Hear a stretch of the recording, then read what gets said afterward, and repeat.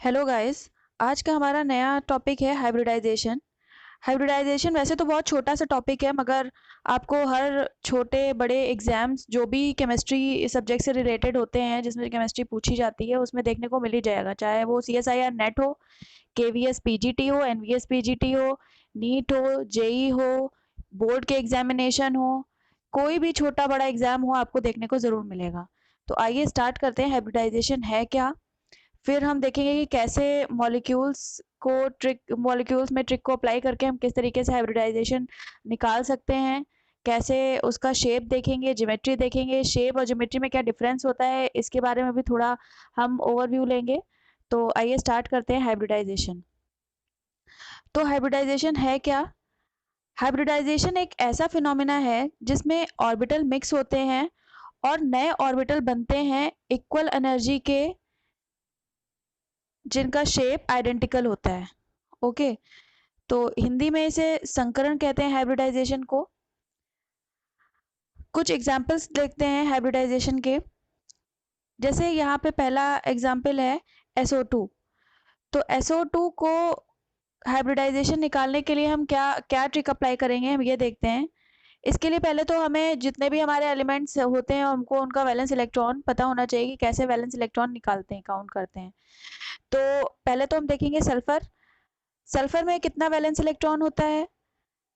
फिर देखेंगे ऑक्सीजन के दो हैं एटम। तो ऑक्सीजन का जो भी वैलेंस इलेक्ट्रॉन होता है उसको मल्टीप्लाई करेंगे 2 से।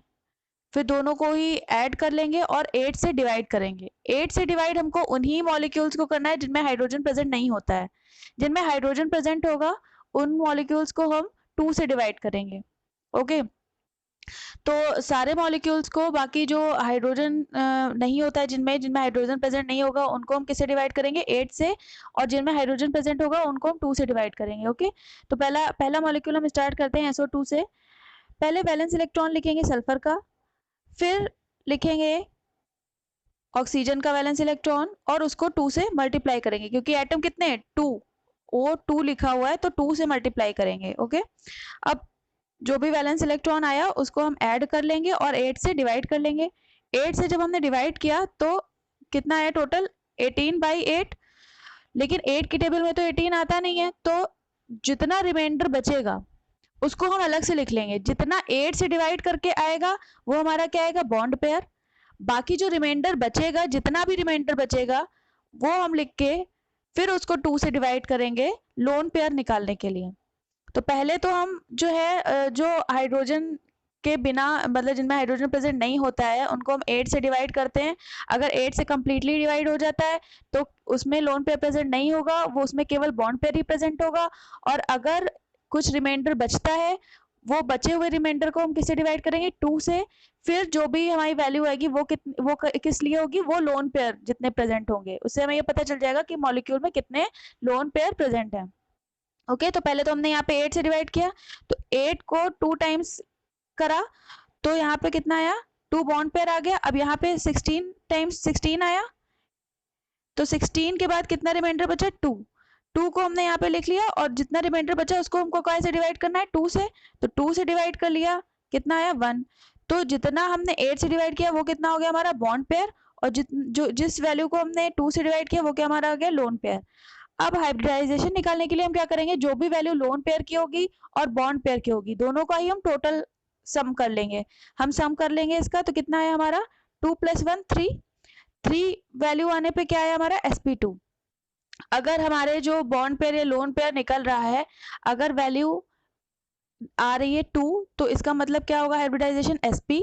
अगर 3 है तो sp2, 4 है तो sp3, 5 है तो sp3d, 6 है तो sp3d2, 7 है तो sp3d3। ओके, इस तरीके से हमारा हाइब्रिडाइजेशन निकलेगा। तो यहाँ पे वैल्यू कितनी आई, 3। तो वैल्यू क्या आएगा, हाइब्रिडाइजेशन क्या आएगा इस वैल्यू के लिए, sp2। अब हम यहाँ पे sp2 के लिए स्ट्रक्चर बना लेते हैं। हमने इस स्ट्रक्चर को जिस तरीके से बना लिया। अब देखिए यहाँ पे दो चीजें लिखी हुई हैं, एक तो शेप दिया गया है, एक तो ज्योमेट्री दी गई है। तो शेप और ज्योमेट्री में क्या डिफरेंस होता है हमें ये भी पता होना चाहिए, क्योंकि एग्जाम में कभी कभी दोनों ही चीजें ऑप्शन में दे देगा, शेप भी दे देगा, ज्योमेट्री भी दे देगा, और आपसे पूछेगा कुछ एक चीज, या तो शेप पूछ लेगा या तो ज्योमेट्री पूछ लेगा, तो वहां पे बहुत ज्यादा कंफ्यूजन होता है कि हमको क्या लेके चलना है, किस चीज को हमको कंसीडर करना है, किस चीज को नहीं कंसीडर करना है, कौन सा हमारा राइट ऑप्शन होगा। तो शेप के लिए हम क्या करते हैं, लोन पेयर को कंसीडर करके नहीं चलते हैं, और ज्योमेट्री के लिए हम क्या करते हैं, लोन पेयर और बॉन्ड पेयर दोनों को ही कंसीडर करके चलते हैं। तो जो ज्योमेट्री हमारी होती है वो बॉन्ड पेयर और लोन पेयर दोनों को लेके चलते हैं, और शेप के लिए केवल बॉन्ड पेयर से जो भी हमारा बनता है शेप, रियल शेप जो हमारा होगा वो बॉन्ड पेयर को लेके चलते हैं। ओके, तो यहाँ पे देखिए बेंड शेप लिखा हुआ है, तो हम अगर यहाँ पे लोन पेयर को हटा दें, लोन पेयर को ना देखें, तो क्या होगा, हमारा केवल इतना ही मॉलिक्यूल हुआ। तो ये कैसा दिख रहा है देखने में, बेंट है, तो हमने क्या लिख दिया, बेंट शेप। अब अगर हम यहाँ पे लोन पेयर को कंसीडर करके चलेंगे तो ये क्या है, ट्राइगोनल प्लेनर ज्योमेट्री। और हाइब्रिडाइजेशन क्योंकि sp2 है, तो sp2 जिसमें भी होगा प्लेनर ही होगा। sp2 के लिए जो ज्योमेट्री हमारी क्या होती है, वो प्लेनर ही होती है। ओके, आइए अब नेक्स्ट एग्जाम्पल देखते हैं। नेक्स्ट एग्जाम्पल हमारा कुछ इस तरीके से है, अमोनिया NH3। अब NH3 देखिए यहाँ पे क्या हाइड्रोजन प्रेजेंट है, तो मैंने क्या बताया था, जहाँ पे हाइड्रोजन प्रेजेंट होगा वहां पे हमको 8 से डिवाइड नहीं करना है वैलेंस इलेक्ट्रॉन, जो हमारा टोटल वैलेंस इलेक्ट्रॉन आएगा उसको हमको 8 से डिवाइड नहीं करना है, उसको किस चीज से डिवाइड करना है, 2 से। तो यहाँ पे पहले हम टोटल वैलेंस इलेक्ट्रॉन निकाल लेंगे। नाइट्रोजन के लिए कितना है, क्या है वैलेंस इलेक्ट्रॉन, 5। हाइड्रोजन कितने प्रेजेंट है, 3, तो हमने 3 लिख लिया। और कितना है इसका वैलेंस इलेक्ट्रॉन, 1 है। हाइड्रोजन के लिए वैलेंस इलेक्ट्रॉन कितना है, 1 है, तो हमने 1 लिख लिया। अब डिवाइड किससे करेंगे, 2 से। टोटल वैलेंस इलेक्ट्रॉन कितना आया, 8, 8 को 2 से डिवाइड किया तो कितना आया हमारा, 4 आया। 4 के लिए मैंने आपको बताया था हाइब्रिडाइजेशन क्या होगा, sp3, तो हमने sp3 लिख दिया। उसके बाद हम यहाँ पे हमने कुछ स्ट्रक्चर बना दिया अमोनिया का। अब यहाँ पे देखिए क्या है, एक शेप दिया गया है, ये क्या है, ज्योमेट्री है, ये ज्योमेट्री है टेट्राहेड्रल। तो टेट्राहेड्रल के लिए जो ज्योमेट्री होती है वो मैंने बताया कि लोन पेयर और बॉन्ड पेयर दोनों को ही कंसीडर करेंगे, तो ज्योमेट्री हमारी क्या हो गई, टेट्राहेड्रल हो गई। और जो शेप है हमारा वो क्या हो गया, ट्राइगोनल पिरामिडल। शेप के लिए हम केवल इतने पार्ट को ही कंसीडर करेंगे, तो ट्राइगोनल, ये पिरामिड शेप की तरह है कुछ, तो हम इसको क्या बोलेंगे, ट्राइगोनल पिरामिड। ओके, अब नेक्स्ट एग्जांपल को देखते हैं, H2O। H2O का भी ऐसे ही, क्योंकि हाइड्रोजन है इसमें, तो हम इसको किससे डिवाइड करेंगे, 2 से ही डिवाइड करना है हमको, तो 2 से करेंगे। तो हमने पहले तो क्या किया, टोटल वैलेंस इलेक्ट्रॉन निकाल लिया। उसके बाद कितना आया, 8 आया, उसको हमने 2 से डिवाइड कर दिया, कितना आंसर आया, 4। 4 के लिए क्या हाइब्रिडाइजेशन निकलेगा, sp3। ठीक है, तो ये स्ट्रक्चर इस तरीके से बन गया। अब यहाँ पे आप ये भी सोच रहे होंगे कि यहाँ पे मैंने 4 टोटल लिख करके लिख दिया है, कैसे पता चलेगा कितना बॉन्ड पेयर है, कितना लोन पेयर है। तो देखिए सेंट्रल एटम हमारा क्या है, ऑक्सीजन, और ऑक्सीजन के साथ कितने दिए गए हैं, हाइड्रोजन 2 दिए गए हैं, 2 हाइड्रोजन है केवल। तो 2 हाइड्रोजन है, तो हाइड्रोजन को बाइंड करने के लिए कितने बॉन्ड चाहिए, केवल 2 बॉन्ड चाहिए। तो जो 4 हमारा 4 आंसर आया है उसमें से केवल 2 जो होंगे वो बॉन्ड पेयर होंगे, रेस्ट जो बचेंगे वो 2 क्या होंगे, लोन पेयर होंगे। ऐसे अमोनिया में भी था, अमोनिया में कितने हाइड्रोजन साथ में दिए गए, 3, तो 3 जो है वो बाइंड करेंगे, तो बॉन्ड पेयर कितना हो गया, 3, और जो रिमेन 1 बचा वो क्या हो गया, वो लोन पेयर हो गया। ओके, तो आइए वाटर पे देखते हैं। वाटर के लिए क्या हुआ, हमारा बेंड शेप हो गया, क्योंकि हम जो शेप होता है उसके लिए हम जो है लोन पेयर को कंसीडर नहीं करते हैं, तो इतना हमारा क्या हो गया शेप। तो कितना शेप क्या आ गया हमारा, बेंड, और ज्योमेट्री क्या हो गई, हम टोटल कंसीडर करेंगे बॉन्ड पेयर और लोन पेयर दोनों को, तो हमारी शेप क्या हो गई, ज्योमेट्री क्या हो गई, टेट्राहेड्रल। अब नेक्स्ट मॉलिक्यूल की तरफ हम मूव करेंगे। नेक्स्ट मॉलिक्यूल क्या है, SF4।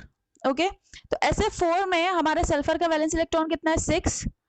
फ्लोरीन एटम कितने हैं, 4। और उसका वैलेंस इलेक्ट्रॉन कितना होता है, हाइड्रोजन एटम का, हाइड्रोजन एटम जितने भी होते हैं उनका वैलेंस इलेक्ट्रॉन 7 होता है। तो टोटल वैलेंस इलेक्ट्रॉन हमारा जो कितना आ गया, 34। अब 34 को हम किससे डिवाइड करेंगे, 8 से, क्योंकि यहाँ पे कोई हाइड्रोजन नहीं है, तो हम इसको किससे डिवाइड करेंगे, 8 से।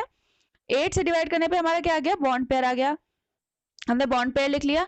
अब यहाँ पे रिमाइंडर भी बच रहा है, तो रिमाइंडर कितना बचा, 2। जो भी रिमाइंडर बचेगा हमको उसे किससे डिवाइड करना है, 2 से, तो हमने 2 से डिवाइड किया, क्या आ गया, 1 आ गया। अब 1 जो है हमारा लोन पेयर है, 4 हमारा बॉन्ड पेयर है, टोटल कर लेंगे, टोटल कितना हो, 4 + 1 5 हो गया। और 5 के लिए हमारा क्या हाइब्रिडाइजेशन आता है, sp3d। अब इसके लिए ज्योमेट्री क्या होती है, ट्राइगोनल बाई पिरामिड। ओके, तो हमने इसको बना दिया, क्योंकि ज्योमेट्री के लिए लोन पेयर और बॉन्ड पेयर दोनों को ही कंसीडर करते हैं, तो हमने इसको बना दिया। अब शेप के लिए देखिए, शेप के लिए केवल हम क्या करते हैं, लोन पेयर को कंसीडर नहीं करते हैं, ओनली बॉन्ड पेयर को ही कंसीडर करते हैं। तो यहाँ पे देखिए सीशॉ शेप है। सीशॉ क्या होता है, वो आपने कभी छोटे पे आप झूला होगा आपने, एक तरफ बैठता है तो वो ऊपर उठ जाता है, फिर एक तरफ उठता है तो नीचे ऊपर नीचे करने वाला है जो झूला होता है, वो उसको सीसॉ बोलते हैं। तो ये शेप कुछ इसी तरीके से होता है। इसको के शेप भी बोलते हैं, कुछ बुक्स में आपको के शेप भी देखने को मिलेगा, और मोस्टली इसको सीसॉ ही देखने को आपको मिलेगा। तो शेप क्या हो गया हमारा सीसॉ, और हमारा ज्योमेट्री क्या हो गई ट्राइगोनल बाई पिरामिड। ओके, तो अब हम नेक्स्ट एग्जाम्पल की तरफ मूव करेंगे। नेक्स्ट एग्जाम्पल हमारा क्या है, ClF3। ClF3 में देखिए कितने जो हमारे एटम है वो चारों हेलोजन है। तो हम इसको जो है एक ही साथ भी सॉल्व कर सकते हैं वैलेंस इलेक्ट्रॉन निकालने के लिए, और आप चाहें तो अलग अलग भी कर सकते हैं कि क्लोरीन का वैलेंस इलेक्ट्रॉन अलग निकाल के फ्लोरीन का अलग निकाल के, बात वही है। तो चाहे तो टोटल करके आप 7 मल्टीप्लाई बाई 4 तब भी 28 ही आना है। तो 28 वैलेंस इलेक्ट्रॉन आ गया। डिवाइड किससे करेंगे हम, 8 से डिवाइड करेंगे। 8 से डिवाइड करने पे कितना आया हमारा 3। जो 3 आया वो क्या आया, बॉन्ड पेयर आया। और जो रिमाइंडर बचा, रिमाइंडर कितना बचा 4। तो 4 को हम किससे डिवाइड करेंगे, 2 से। 2 जो हमारा क्या आ गया, लोन पेयर आ गया। अब इन दोनों को ही, बॉन्ड पेयर और लोन पेयर दोनों को ही हम क्या करेंगे, टोटल कर लेंगे। टोटल करने पे हमारा कितना आएगा, 5 आएगा। 5 के लिए हाइब्रिडाइजेशन क्या होता है, sp3d। sp3d के लिए ज्योमेट्री पहले ही हम पढ़ चुके हैं, ट्राइगोनल बाई पिरामिडल होता है। और शेप यहाँ पे क्या दिख रहा है आपको, लोन पेयर को कंसीडर नहीं करेंगे तो शेप क्या है, कुछ टी शेप की तरीके से है। तो हमारा शेप क्या हो गया, टी शेप। ओके, अब हम नेक्स्ट एग्जाम्पल को देखेंगे। यहाँ पे है BrF5। यहाँ पे भी जो है 6 जो हमारे एटम है वो हेलोजन के हैं। तो हम एक साथ भी सॉल्व कर सकते हैं। 7 मल्टीप्लाई बाई 6 कितना आएगा, 42। 42 को हमको किससे डिवाइड करना है, 8 से। जब हमने 8 से डिवाइड किया तो हमारा बॉन्ड पेयर निकला, कितना आया 5। और जितना रिमाइंडर बचा उसको हमको किससे डिवाइड करना है, 2 से। तो 2 से डिवाइड करने पे कितना आया 1। अब जो हमारा बॉन्ड पेयर और लोन पेयर है दोनों का ही हम क्या करेंगे, टोटल निकालेंगे। टोटल हमारा कितना है 6। 6 के लिए क्या आएगा हाइब्रिडाइजेशन, sp3d2। और sp3d2 के लिए ज्योमेट्री क्या होती है, ऑक्टाहेड्रल। ऑक्टाहेड्रल हुआ तो ऑक्टाहेड्रल हमने ये बना दिया। अब शेप की बात करेंगे तो क्या होगा, शेप में क्या हमको कंसीडर करना है, केवल बॉन्ड पेयर। तो ये देखिए कुछ इस तरीके से है हमारा। ओके, तो हमको यहाँ पे लोन पेयर तो कंसीडर करना नहीं है। तो लोन पेयर जब कंसीडर नहीं करेंगे तो किस तरीके से दिखेगा, स्क्वायर पिरामिडल। ओके, अब देखिए नेक्स्ट एग्जाम्पल हमारा, नेक्स्ट एग्जाम्पल है XeF4। XeF4 जो है वो हमारा क्या है, नोबल गैस है। Xe जो है उसका वैलेंस इलेक्ट्रॉन कितना होता है 8। तो 8 प्लस 28, तो टोटल जो वैलेंस इलेक्ट्रॉन वो आया कितना आया, टोटल वैलेंस इलेक्ट्रॉन आया हमारा 36। 36 डिवाइडेड बाई 36 डिवाइडेड बाई 8 तो कितना आया हमारा 4। 4 जो है हमारा क्या आ गया, बॉन्ड पेयर। और ये जो 2 आया हमारा, रिमाइंडर जितना बचेगा उसको हम 2 से डिवाइड करेंगे तो आंसर हमारा 2 आएगा। ये क्या आ गया, लोन पेयर। अब हम क्या करेंगे, टोटल निकाल लेंगे बॉन्ड पेयर और लोन पेयर का। तो हमारा टोटल कितना आया 6। 6 के लिए हाइब्रिडाइजेशन कितना आया, sp3d2। ओके, अब हम यहाँ पे भी स्ट्रक्चर फॉर्म बना देंगे। स्ट्रक्चर बनाया तो क्या आया, ये जो ज्योमेट्री है हमारी वो क्या है, ऑक्टाहेड्रल। और जो हमारा शेप है वो क्या है, स्क्वायर प्लेनर। तो गाइज आई होप ये वीडियो आपको हेल्प करे इजीली हाइब्रिडाइजेशन काउंट निकालने के लिए। लोन पेयर बॉन्ड पेयर आप इससे निकाल सकते हो, स्ट्रक्चर निकाल सकते हो, ज्योमेट्री निकाल सकते हो। तो अगर आपको ये वीडियो अच्छा लगता है, अच्छा लगा है तो आप शेयर करिए इसको, और मेरे वीडियो को लाइक करिए, सब्सक्राइब करिए मेरे चैनल को, जिससे मैं आगे और अच्छी वीडियोस बना सकूं। Thank you.